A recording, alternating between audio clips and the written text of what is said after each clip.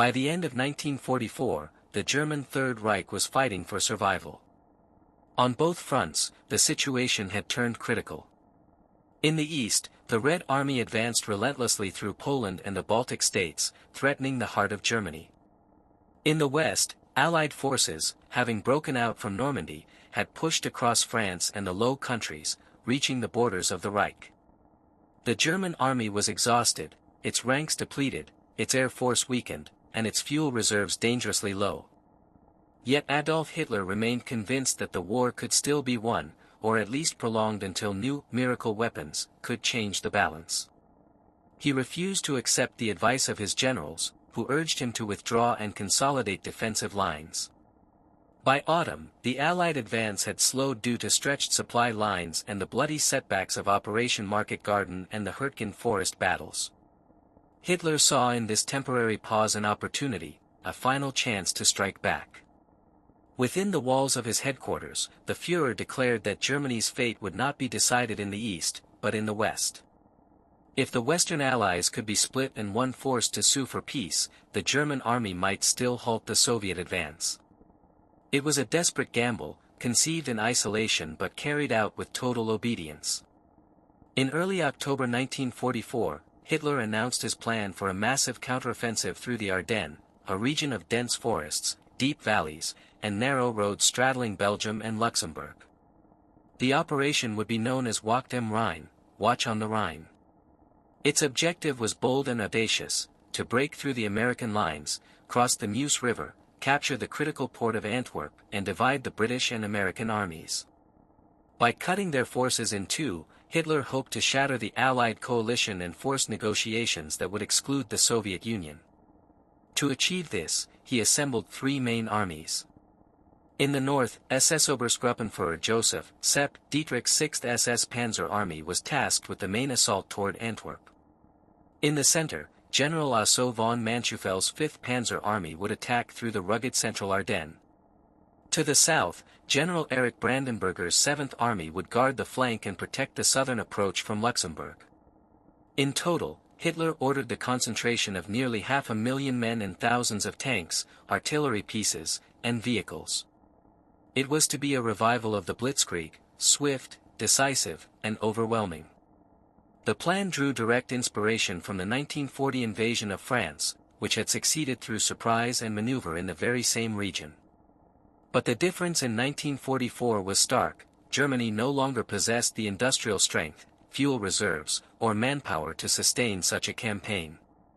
Even so, Hitler believed that faith and determination would replace what was lacking in material. As planning progressed, opposition from the General Staff grew quietly but persistently. Senior officers, including Gerd von Rundstedt and Heinz Guderian, warned that the idea was reckless.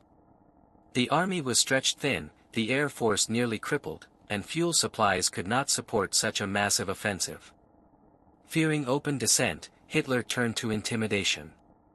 On the night of December 11, 1944, he summoned the senior command to a secret meeting near Frankfurt.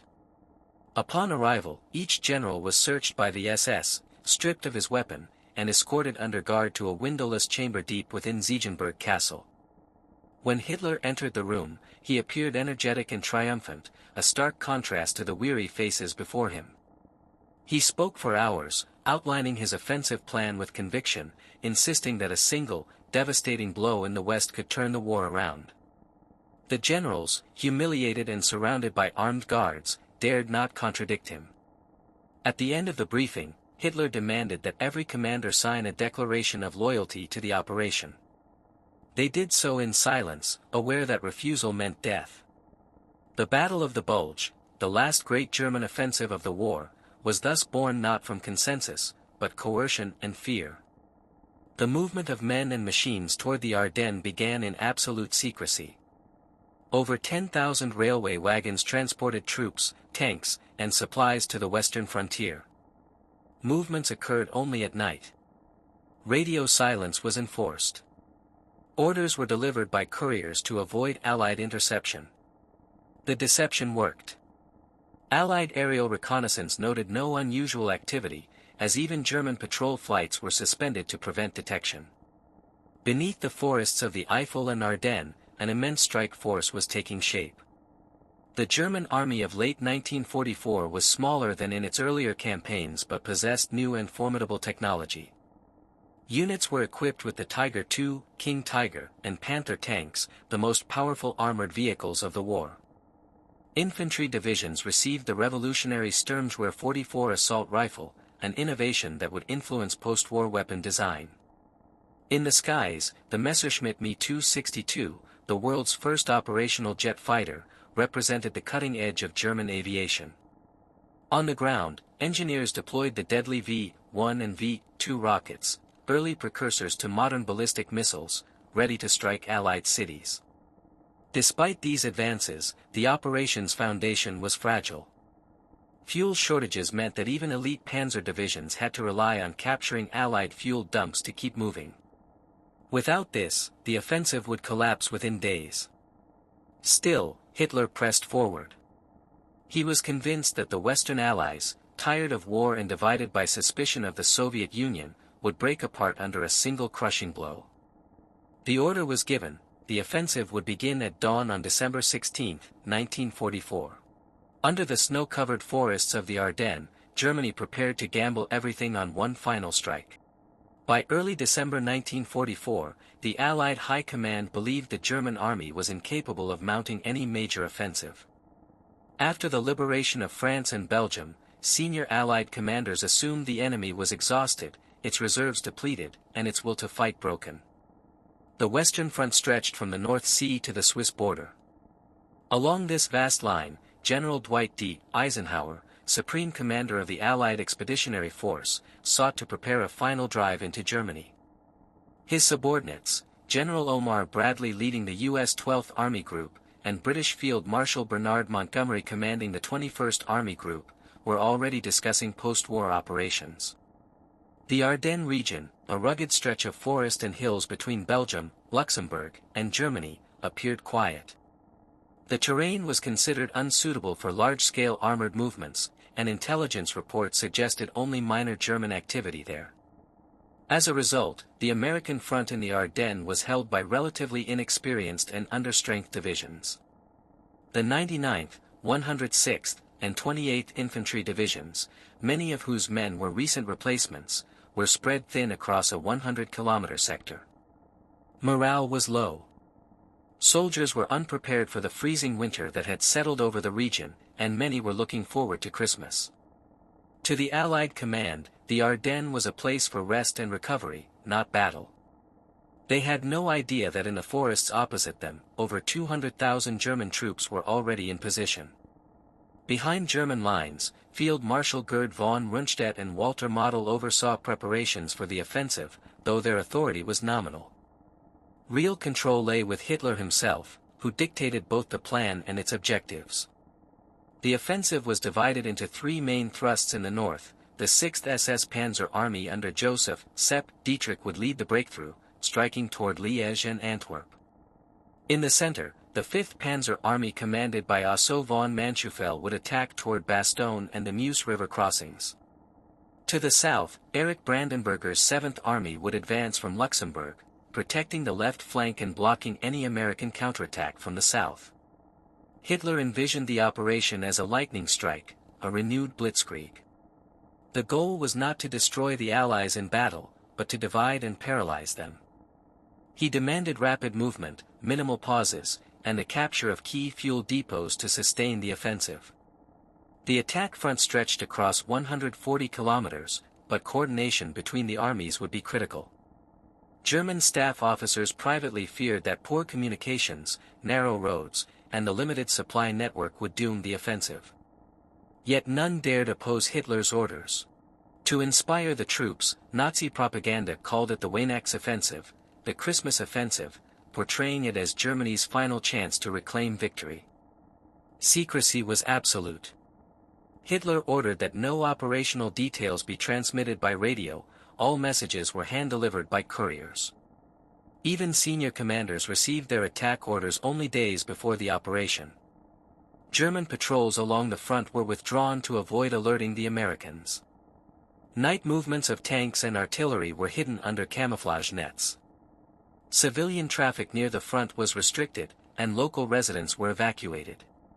To further deceive the Allies, the Luftwaffe ceased almost all reconnaissance flights over the Ardennes. This absence, ironically, reassured Allied intelligence that the Germans were incapable of offensive operations. At Supreme Allied Headquarters, signals officers monitoring German radio traffic detected increased activity, but assumed it was defensive.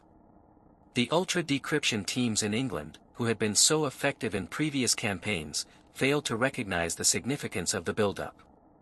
By mid-December, Allied intelligence concluded that Germany's only remaining priority was to defend the Rhine. This assessment, so confident, yet so wrong, would leave tens of thousands of American soldiers completely exposed.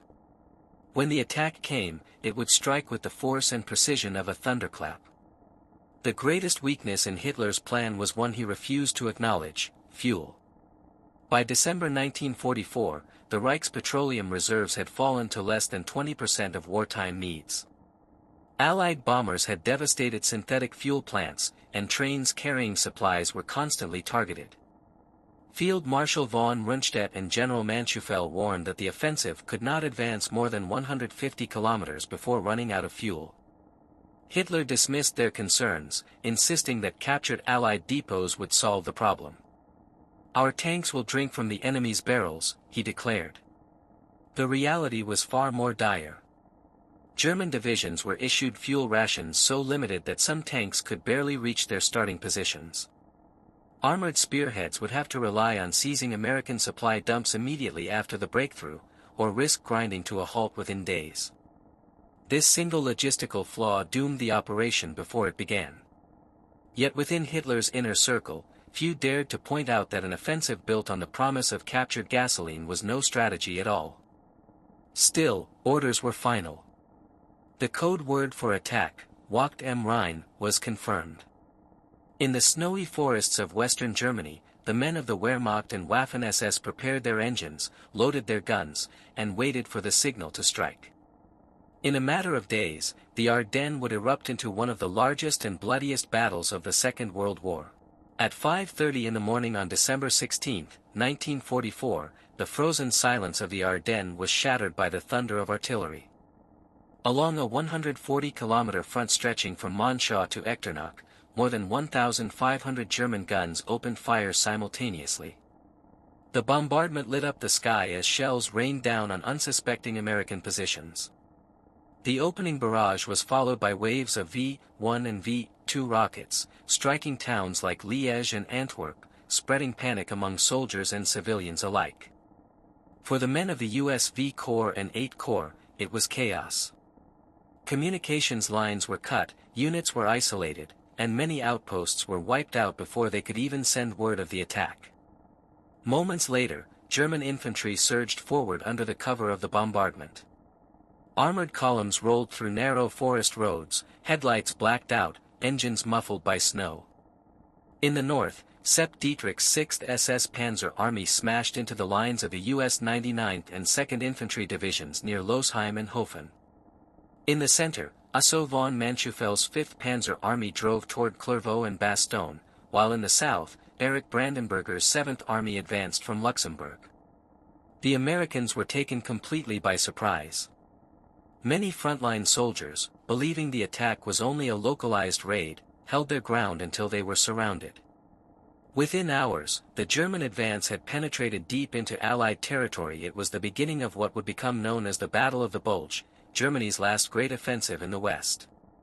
While German tanks and infantry broke through the lines, another operation was already underway behind enemy lines under the command of Otto Skorzeny, a decorated commando leader famous for rescuing Mussolini. A special force known as Panzer Brigade 150 infiltrated Allied territory disguised as American troops. These commandos wore captured U.S. uniforms, drove Willis jeeps, and carried forged documents. Their mission was to sow confusion, redirect traffic, cut communication lines, seize bridges, and spread false orders. Operating under Operation Greif, they moved quickly and silently through the snow, altering road signs, planting false minefield markers, and giving misleading instructions to U.S. convoys. The results were immediate. Panic spread among American troops who began suspecting German infiltrators everywhere. At checkpoints, soldiers were forced to answer questions about baseball, state capitals, and Hollywood stars to prove their identity. Rumors of an assassination plot against General Eisenhower himself reached Allied headquarters in Paris. In response, Eisenhower was confined to his command post for 10 days while military police detained hundreds of men on suspicion of espionage, many of them innocent. The deception caused delays, confusion, and loss of coordination at the critical early stage of the battle. Although Scorzeni's small unit could not change the outcome of the offensive, its psychological impact was immense, leaving the Allied command temporarily paralyzed. As the German advance continued, the fighting grew increasingly brutal. On December 17, 1944, elements of Kampfgruppe Peiper, an armored detachment of the 1st SS Panzer Division, Leibstandarte Adolf Hitler, captured a group of American prisoners near the Belgian town of Malmedy. Instead of being taken into custody, the 84 prisoners were forced into an open field and shot in cold blood. The Malmedy massacre, as it became known, horrified Allied troops and became a symbol of German cruelty. News of the killing spread rapidly. The discovery of the frozen bodies days later strengthened the resolve of U.S. forces to resist at all costs. But it also unleashed a darker side of vengeance. In January 1945, near the village of Chinon, soldiers of the U.S. 11th Armored Division executed between 70 and 80 captured German soldiers in retaliation for Malmedy. Both atrocities reflected the ferocity and desperation of winter warfare in the Ardennes. For the men on both sides, mercy was no longer an option. The front had descended into a fight for survival amid snow, blood, and chaos. Despite the initial German success, two key strongholds would come to define the battle's outcome: St. Vith and Bastogne. In the north, the U.S. 106th Infantry Division, fresh and inexperienced, was encircled near Schnee-Eifel. Cut off and outnumbered, more than 8,000 men were forced to surrender, marking one of the largest U.S. capitulations in Europe. At St. Vith, American forces under General Bruce Clark mounted a stubborn defense, delaying the German advance for nearly a week.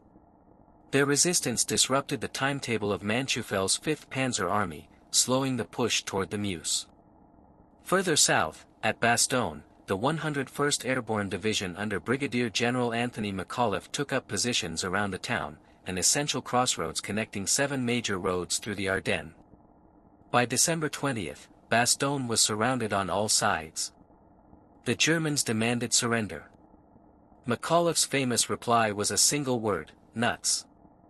For days, the 101st Airborne held out under relentless shelling and sub-zero temperatures, with limited food, ammunition, and medical supplies. Their endurance became a symbol of Allied defiance. Meanwhile, General George S. Patton's Third Army, positioned far to the south, began an audacious maneuver, turning 90 degrees north in a matter of days to relieve the encircled town. The stubborn resistance at Bastogne and St. Vith marked the first signs that the German offensive was beginning to falter. Each day the Allies held out bought precious time for reinforcements to arrive. By December 23, with the weather beginning to clear and Allied air power ready to return to the skies, the tide of the battle was about to turn. On December 24, 1944, the weather over the Ardennes changed. After a week of blizzards and dense cloud cover, the skies cleared. For the Allies, it was the turning point.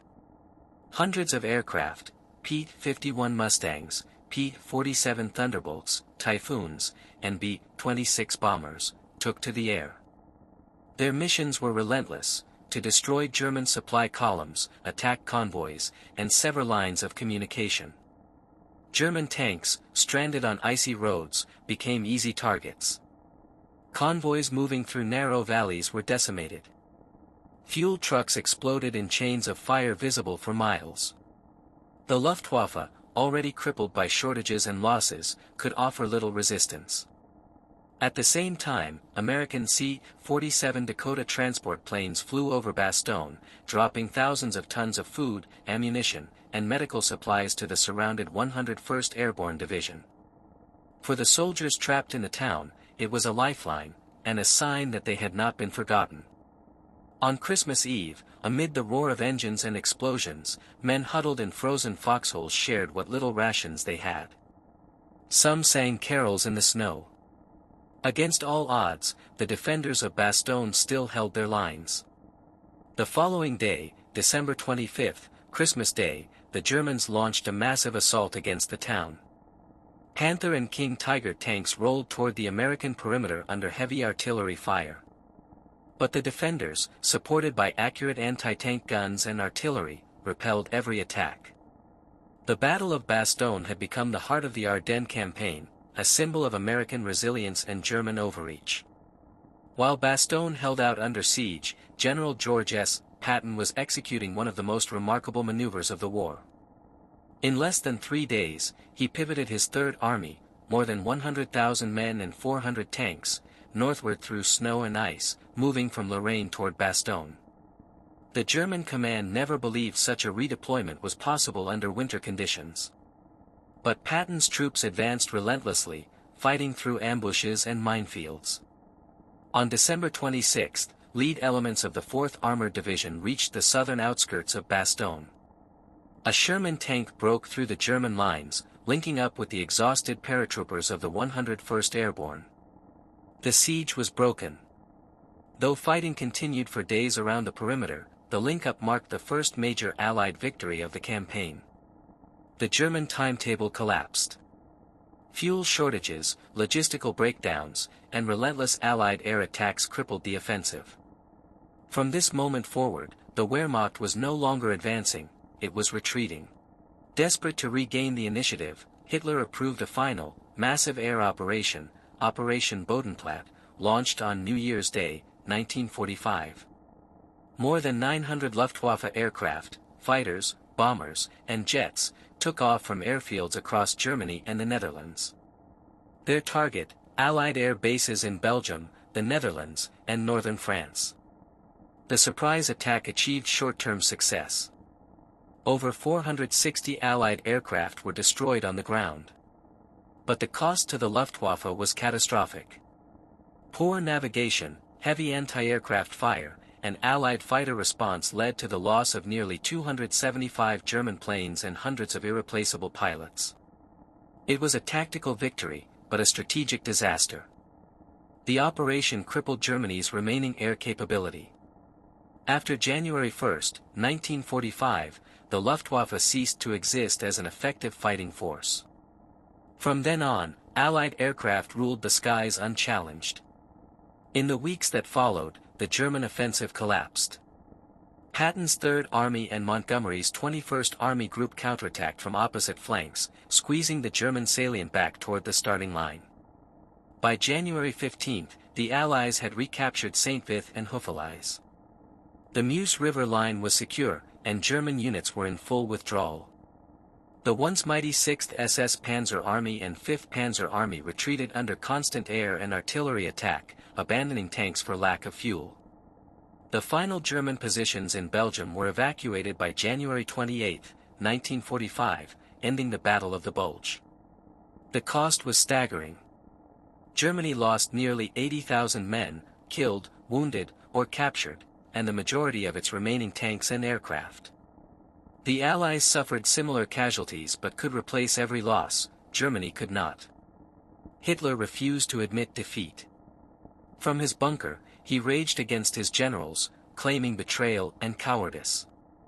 But the truth was plain, the Ardennes offensive had failed. It exhausted Germany's last reserves and sealed the fate of the Reich. In the months that followed, the Red Army crossed the Vistula and advanced into Poland, while the Western Allies prepared to cross the Rhine. The final collapse of Nazi Germany was now inevitable. The Battle of the Bulge, Germany's final gamble, had achieved only delay at a terrible cost. For the soldiers who fought in the frozen forests of the Ardennes, it would remain one of the most brutal and bitter campaigns of the Second World War.